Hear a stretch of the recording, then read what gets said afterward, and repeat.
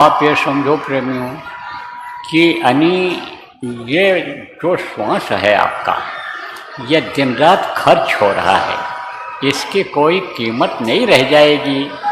जब ये शरीर छूट जाएगा तो अब इसके रहते रहते आप ये समझो कि अपना काम बना लो। तो अपना काम क्या है और पराया काम क्या है?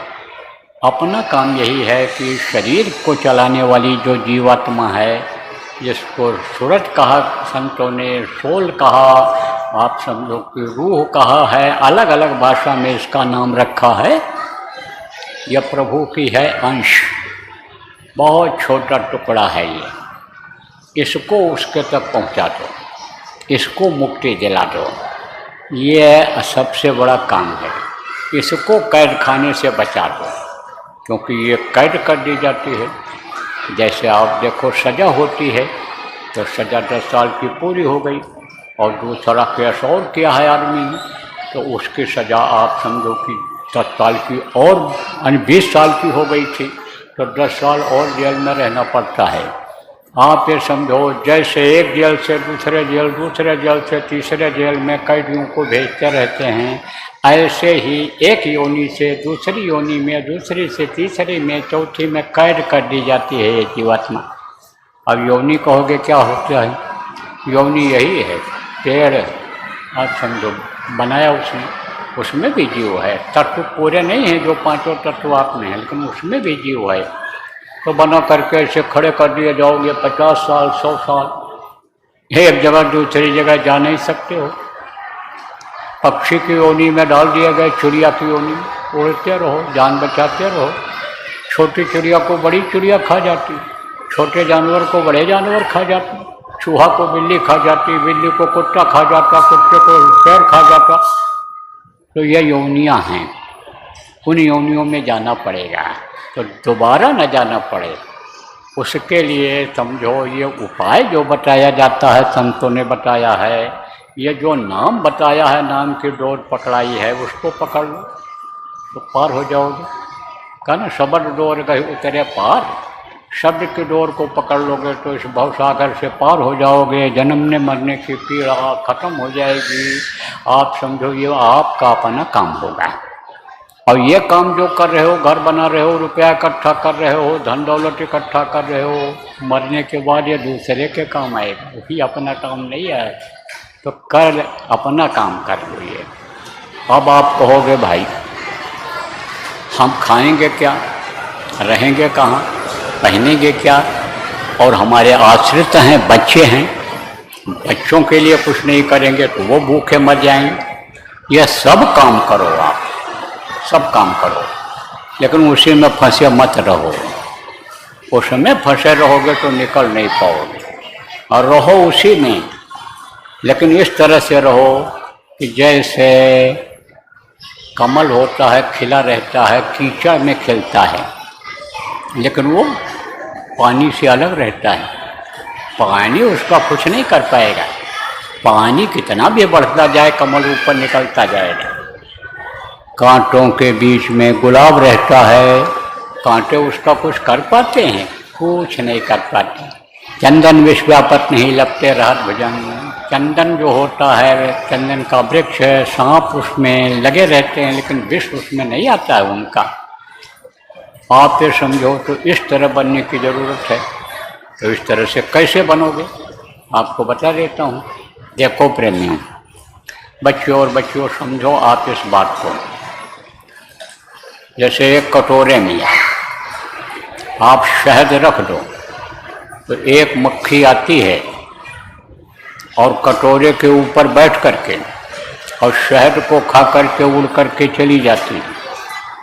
और दूसरी मक्खी ऐसी होती है कि जो कटोरे में कूद पड़ती है और पेट भर करके शहद खाती है, लेकिन उसके पंख फंस जाते हैं, निकल नहीं पाती।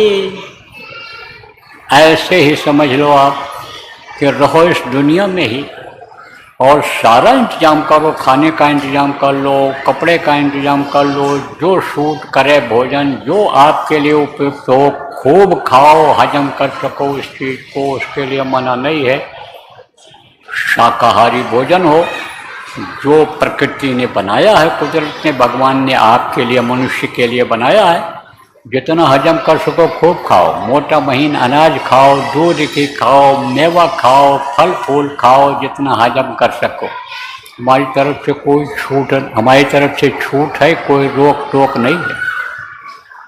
आप मेहनत करते हो, मेहनत की कमाई लाते हो, आपकी बचत हो जाती है, तो आप अच्छा से अच्छा कपड़ा पहनो, आप अच्छा से अच्छा घर बना लो, आप अच्छे से अच्छे गाड़ी घोड़ा में चलो।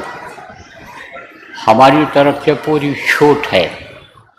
आप ये समझो, मेहनत करके लाओगे बरकत होगी, लूट कर लाओगे, मार कर लाओगे, दिल दुखा कर लाओगे, कर्म खराब होंगे, उसकी सजा भोगनी पड़ेगी। आप तो हंस हंस करके लाओगे, और खर्च जब उसको करना होगा तो अस्पताल में रो रो करके उसको खर्च करोगे, छटपट हो करके, पेट कटवा करके, छाती फड़वा करके, पैर कटवा करके, ऑपरेशन करा करके आप और ज़्यादा दुखी होगे। तो जाएगा तो दुख देकर जाएगा। वो लाए हो तो हंस करके लाए हो, खुश हो गए, धोखा दे दिया, बेईमानी कर लिया, चोरी कर लिया, चकारी से ले आए, देखो आराम से ले आए, मेहनत ज़्यादा नहीं करनी पड़ी, लेकिन वो दुखदाई हो जाएगा। तो हमारी तरफ से पूरी छूट है कि है तो आप अच्छा खाओ, है तो आप अच्छा पहनो, है तो आप अच्छे मकान में रहो। और अगर बाल बच्चे नहीं हैं, शादी ब्याह बच्चों आपने नहीं किया है, तो घर में और परिवार के लोग होंगे, माता पिता होंगे, दादा दादी होंगे, चाचा चाची होंगे, भाई बड़े होंगे, उनकी सेवा करो। आपने शादी ब्याह कर लिया तो उन औरत का भी ध्यान रखना जरूरी है। बच्चे पैदा हो गए, उनके भी दवाई पढ़ाई का ध्यान रखो, उनके भी चाल चलन पर नज़र रखो, आज़ाद न हो जाएं वो जो मांगे उनकी ख्वाहिश बराबर, यानी आप ये समझो पूरी ही न करते रहो, पूरी करते रहो ख्वाहिश, तो देख रेख रखो कि भाई ये रुपया पैसा लेकर जा रहा है, कहाँ खर्च कर रहा है। ये पढ़ने के लिए जा रहा है तो ये गलत बच्चों के साथ घूमने तो नहीं चला जाता है, स्कूल जाता है कि नहीं जाता है। शाम को जब लौटा बच्चा तो कम से कम समय निकाल कर पूछ लिया करो कि आज कब से कब तक क्लास चला, कौन कौन सर लोग आए, क्या पढ़ाया गया, क्या होमवर्क दिया गया। यह भी आपकी जिम्मेदारी है, उसको भी देख लो। जब जीवन का टाइम टेबल बना लोगे 24 घंटे का, तब अब आपको मैं बता रहा हूँ कि इसको सबको देख लोगे, आप कर लोगे, समय से सब काम ये हो जाएगा। बच्चियों भोजन बना दो, बच्चियों आप समझो कि बच्चे की परवरिश में समय दे दो, उसको जो भी है तेल है, उपटन है, उसको लगा दो। आप समझो अच्छा कपड़ा पहना दो, नहला धुला दो, जानवर पाले हुए हो तो उसकी देख रेख कर लो, सब काम कर लो। लेकिन उसी में फंसे मत रहो, नहीं तो मधुमक्खी की तरह से फंस जाओगे, फिर निकल नहीं पाओगे। इन सबका स्वाद ले लो, सबका आनंद ले लो। भोग बनाया है भगवान ने भोगने के लिए, लेकिन फंसने के लिए नहीं। अब आप जब फंस रहे हो तो आपको ये बात बताई जा रही है, याद दिलाई जा रही है, तो फंसो मत, निकल चलो। देशवा बिराना है, ये दूसरे के देश काल के देश में आप फंसे हुए हो। दयाल के देश में चलो, अविचल देश में चलो, जहाँ से जीना मरना होता ही नहीं है, जिसको अचल धाम कहा गया, जिसको सचखंड कहा गया, जिसको सतपुरुष कहा गया, अकाल पुरुष कहा गया, जो यहाँ आता ही नहीं है काल के देश में, वहाँ चलो चलो, वहीं आपका घर है। ये मिट्टी और पत्थर का घर आपका नहीं है। इसी घर में देखो बाप दादा भी रहते रहे, कुछ लोगों के, वो भी यही कहते रहे, ये घर मेरा, ये घर मेरा, ये घर मेरा। उनका नहीं हुआ तो आपका कैसे होगा, यही सोच लो। तो सब कुछ करते हुए 24 घंटे में से कम इस वक्त पर 3 घंटा समय निकालो। गुरु महाराज तो पहले 3 घंटा समय निकलवाते थे शुरू में, उसमें अच्छे साधक तैयार हो गए थे, बहुत से लोग चले गए। गुरु महाराज तो हमारे ऐसे यानी वक्त के संत रहे हैं कि जिन्होंने रास्ता भी बताया, रास्ते पर चलाया, भटके तो उंगली पकड़ करके और निकाल करके ले गए और सचखंड पहुंचा दिया। सतलोक जिसको कहते, हम लोग जो लोग कहते हैं, वहाँ पहुंचा दिया।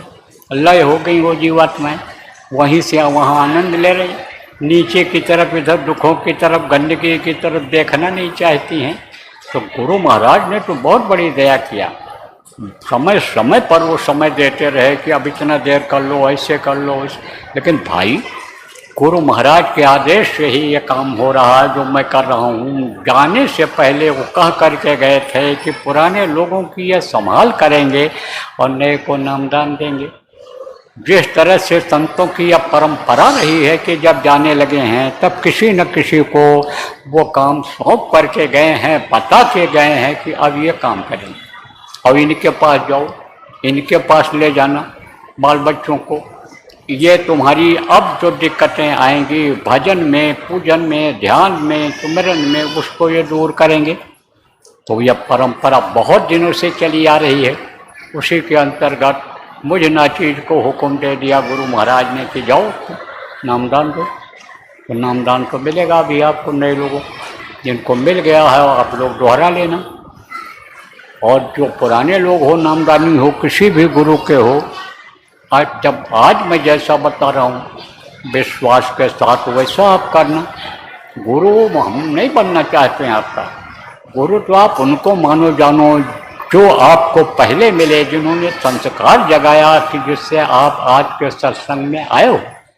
लेकिन हमारी बातों पर विश्वास करके अब जैसा बताऊंगा वैसा करोगे तो गुरु महाराज आपके ऊपर भी दया कर देंगे। सभी जीव उन्हीं के हैं, ऐसी जगह वो पहुंच गए हैं, साजुज्य मुक्ति उनको मिल गई है कि वो तदरूप हो गए हैं, उन्हीं जैसे हो गए। कहा संतों, कहा सत्य पुरुष की आरसी संतन की ही दें, लखना चाहो अलग को तो नहीं में लख ले। तो वो पूरी ताकत वाले हो गए हैं, वो दया करेंगे आपके ऊपर भी।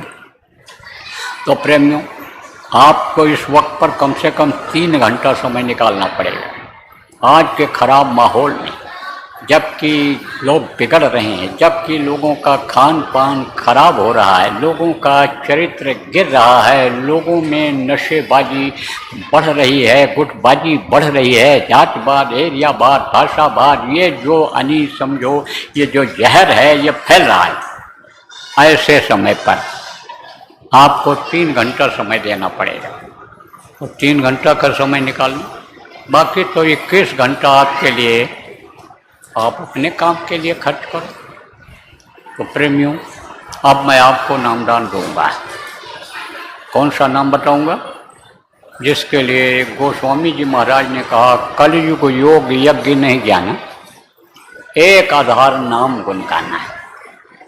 एक आधार नाम की महिमा को समझ करके नाम को पकड़ लो, नाम के डोर को पकड़ लो तो पार हो जाओ। शब्द डोर कहीं उतरे पार, शब्द की डोर को पकड़ लो, निकल जाओ। संतों ने शब्द कहा है, आपके समझो, उन्होंने कहा पंच शब्द निर्माइल बाजे, कहा 5 शब्द मिल मंगल गाना। तो ये 5 शब्द है, ये ध्वन्यात्मक नाम है, ये मुंह से नहीं लिया जाता है, इसको सुना जाता है, यानी समझो देखा जाता है। जिस नामी के मुंह से यह नाम निकलता है उनका दर्शन किया जाता है, लेकिन इन आँखों से नहीं, इन चर्म चक्षुओं से, बाहरी आँखों से नहीं। 2 आँखें ये बाहर हैं, एक आँख अंदर में है जीवात्मा में। कहाँ बैठी है? यहाँ पर बैठी, पूरे शरीर को चलाती है, उसी के ताकत से ये शरीर चलता है, उसी से ये चेतन है, और वो निकल जाए तो ये जड़ है। एक जगह से दूसरी जगह ये उठ कर नहीं जा सकता है, हाथ पैर नहीं हिलता है। तो जीवात्मा में एक आँख है, उस आँख से उनका दर्शन होता है। जिन धनियों का नाम आज हम आपको बताएंगे, कैसे होगा, ध्यान लगाने पर होगा, अभी आपको सब बताऊंगा। तो अब आप ये समझो प्रेमियों कि वो नाम है ये जो आज बताया जाएगा, जो सभी संतों ने बताया। ये कोई आज का नया नाम नहीं है, ये आदि काल से चला रहा है। आप समझो जब से सृष्टि की रचना हुई है तब से यही नाम चला आ रहा है। और भी बता दें नाम के बारे में। का नाम लिया तो बहुत सिंधु सुख आई, नाम लेते ही बहुत सागर सुख है।